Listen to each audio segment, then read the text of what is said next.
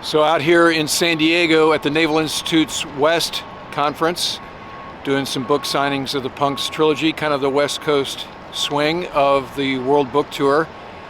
And so I wanted to take the opportunity to visit the USS Midway, CV-41, which is docked here as a museum right downtown.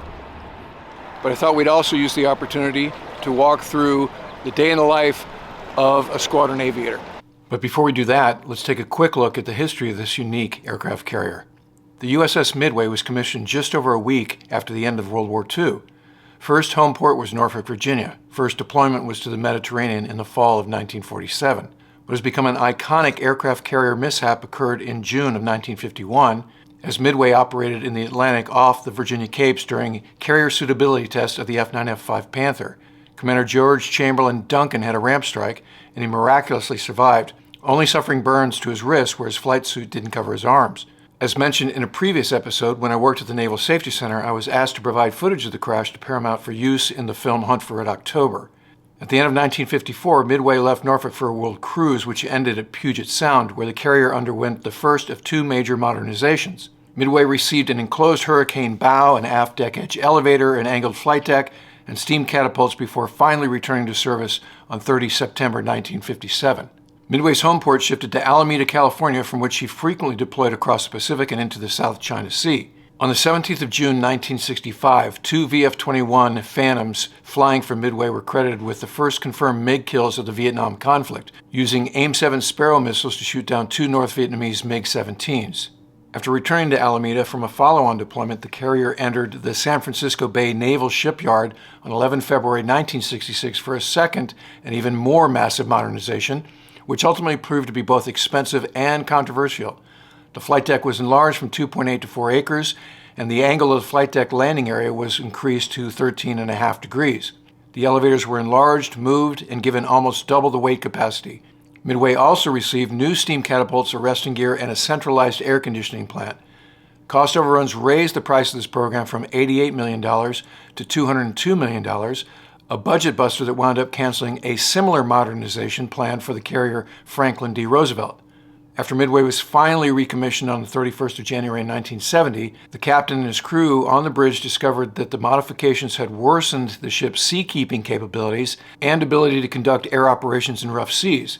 So the carrier had to undergo even more modifications to correct that problem, which were only marginally effective. Particularly Midway's tendency to roll unpredictably in rough seas gave it a notorious reputation among air-wing aviators over the next 22 years or so.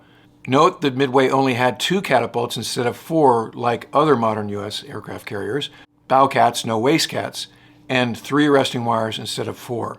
Also notable is that as well as having the first MiG kills of the Vietnam War, fighters from Midway scored the last kill on the 12th of January 1973. On the 5th of October 1973, Midway pulled into her new home port of Yokosuka, Japan, which began the era of the U.S. Navy's permanent forward deployment in the Western Pacific. CAG-5, the attached air wing, was based at the nearby Naval Air Facility at Sugi. In the spring of 1975, Midway participated in Operation Frequent Wind, which was the evacuation of South Vietnamese refugees after the fall of Saigon. Another iconic scene took place on Midway's flight deck when on the 29th of April in 1975, Republic of Vietnam Air Force Major Boang Lee landed an O-1 Bird Dog with his wife and 5 children aboard after the crew was able to make room in the landing area by pushing a number of Huey helicopters overboard and stripping the arresting wires. Then, in the winter of 1991, Midway was one of 7 American aircraft carriers to participate in Desert Storm, the 100-day war against Iraq. CAG-5 never included F-14 Tomcats because of the large size of the big fighter and the relatively small size of the flight deck and hangar bay. After that, Midway relinquished the port of Yokosuka to the carrier Independence and headed back to San Diego. Midway was decommissioned at Naval Air Station North Island on the 11th of April 1992. After a stop at the Navy Inactive Ship Maintenance Facility in Bremerton, Washington for conversion to museum ship, on the 10th of January 2004, the ship was moored at her final location and was open to the public on the 7th of June 2004. Now let's review some of the high points of a day in the life of a deployed squadron and take a look at some of the legendary aircraft parked on the flight deck, especially the ones I logged flight time in during my career. So let's go aboard. So you walk up the brow into the hangar bay. That's where we are now. First thing that hits you is the smell. Jet fuel, oil, and humanity. Very distinct smell, unlike anything else. All aircraft carriers have the same smell, and it brings back a flood of memories. All right, so here in the hangar bay, they have a mock-up of an F-14 cockpit. My office, you can see TID. All of the knobs seem to be here. Various radar modes. Both consoles, the old Martin Baker with the lower and upper handle. So I spent a lot of time in this cockpit. It is really nostalgic to see one intact. And then of course, the front seat. So here we are in the ready room. Briefer would be up here at the podium with the dry erase boards. You'd have the lineup, mission, high points, weather, all the details. Everybody else would be sitting in these chairs. Everybody's got a chair with their name on it. The staff duty officer would be here at the duty desk. It's a lieutenant. This was something you did once every 15 days or so when you were a lieutenant. Something you wanted to avoid. In fact, the trick was to wear your flight suit as many days in a row as you could. So SDO is running the flight schedule. Also, he's responsible for the roll-in at the end of the day, which will be your movie. And if he does that poorly, then he gets duty again the next day, depending on who your CO is. So also very cool here aboard the Midway Museum is they have plaques of every fighter squadron. In fact, these are all the Tomcat squadrons from the beginning till the end of the F-14's history. So I guess this is a Midway thing, but there are adjacent ready rooms. This is the A6 ready room. You can see Lieutenant J.G. Fisher's got the duty there, looking good. Nice cruise stash working.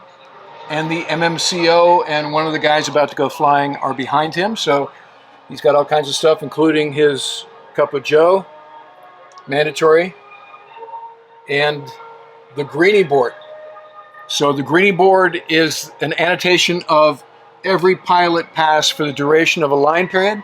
I'm seeing a lot of okays, a lot of green on the greenie board. That's a good thing. So we finished the brief. We went into the PR shop and put on our flight gear. Now it's time to man up. So let's go.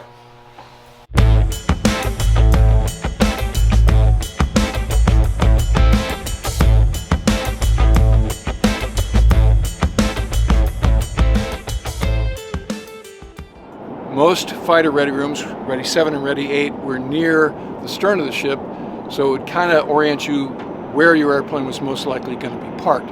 So you'd have to be very careful coming out of the catwalk that you didn't ding your head on an airplane that was parked with its tail over the edge of the flight deck, and then you just make your way to your jet.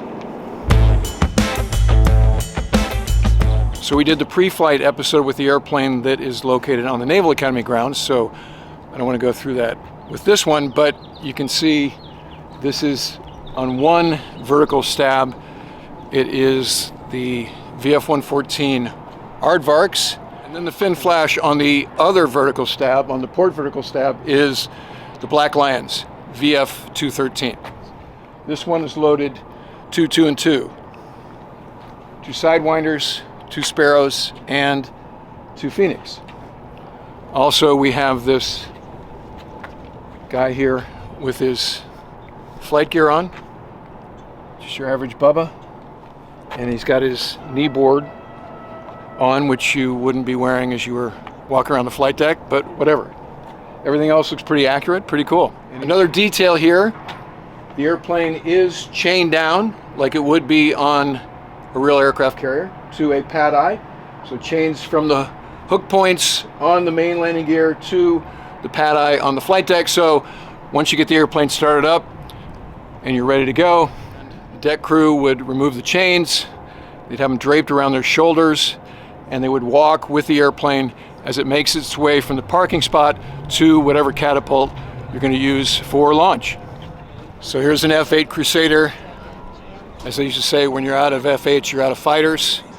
Flew with a number of former F-8 guys in my early Tomcat years. Badass airplane. This one has got arguably the most famous F-8 driver of all times. On the side, Colonel John Glenn, remember he did Project Bullet, where he broke the transcontinental supersonic record.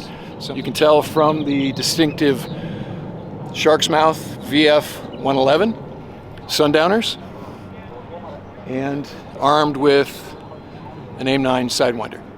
So another unique feature of Midway, makes it different than any other modern carrier, is where Pry-Fly is, where the Airbus hangs out. So here is the bridge and the flag bridge, and then Pry-Fly is way back aft on the island. On a Nimitz class or America or Kennedy, they're all grouped together at the front. You can see the Platt camera operator. There's a mannequin up there, I don't know if you can see it. So as we've mentioned before on the channel, every takeoff and landing is videotaped, and so that's where the Platt camera on the island was aboard Midway. So here we have the A6E Intruder. This one is armed to the teeth with Snake Eyes, which are the high drag Mark 80 series bombs. You can see these high drag fins here. So the bomb would come off, the fins would open, which allowed the pilot to do low altitude delivery. This airplane was a real bomb hauler, as you can tell. Tomcat could maybe carry 4 bombs on the belly stations. This airplane has 12 on either wing and another 6 on the belly. So that's 30 bombs. That's an incredible load. A6 was not a terribly fast airplane, but it could bring a lot of ordnance to bear. Here we are in front of an F-4 Phantom, first tactical jet I ever rode in the back of when I was a midshipman. That's the hop with VMFA 235 in Hawaii that convinced me to be a Rio. T2 Buckeye, first jet I ever flew as a flight student. We flew these at VT-10, first airplane we ever got in. We never got into a T-34 when I was going through undergraduate NFO training. This airplane was an aerobatic machine, could even do a Lumpshavak, not to mention your standard squirrel cage.